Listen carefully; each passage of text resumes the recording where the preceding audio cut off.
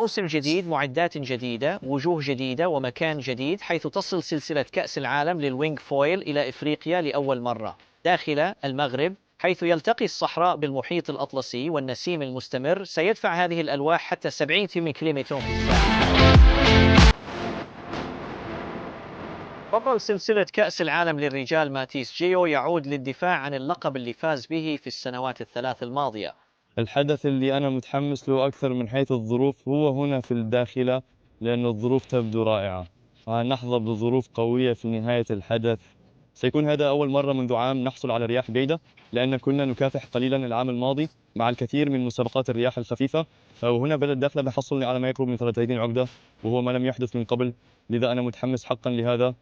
لكن هناك الكثير من المتنافسين على عرشه. الحاصل على الميدالية الفضية العام الماضي كاميل مانوفيتسكي من بولندا اقترب جدا من اللقب في ديسمبر الماضي، ويقول إنه أقوى هذه المرة. التحدي الإيطالي سيقوده مرة أخرى فرانشيسكو كابوتزو البالغ من العمر 26 عاما من باليرمو. بطلة السيدات نيا سوارديس من إسبانيا لا تشارك هنا، لذا كل الأنظار ستكون على الحاصلتين على الميداليات الفضية والبرونزية لعام 2024، الإيطالية ماغدالينا سبانو وكارولينا كليشتينكا من بولندا.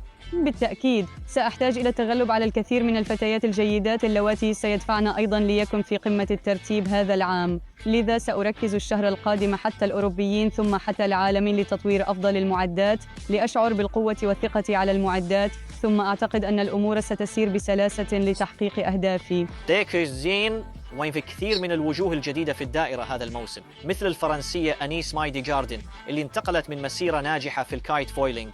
اخترت الوينغ فويل لأنه يبدو ممتعاً جداً وهو مشابه جداً للكايتينج، لذا نستخدم نفس الفويل أساساً، لذا لا أحتاج حقاً لتعلم أي شيء آخر عن الكرة، ما يحتاج بأن نتعلم كيفية استخدام الجناح. ثربرين بحارا من 14 دولة و5 قارات بدأوا السلسلة الافتتاحية في أول 5 أيام من المنافسة التي تبلغ ذروتها مع سلسلة الميداليات يوم الأحد.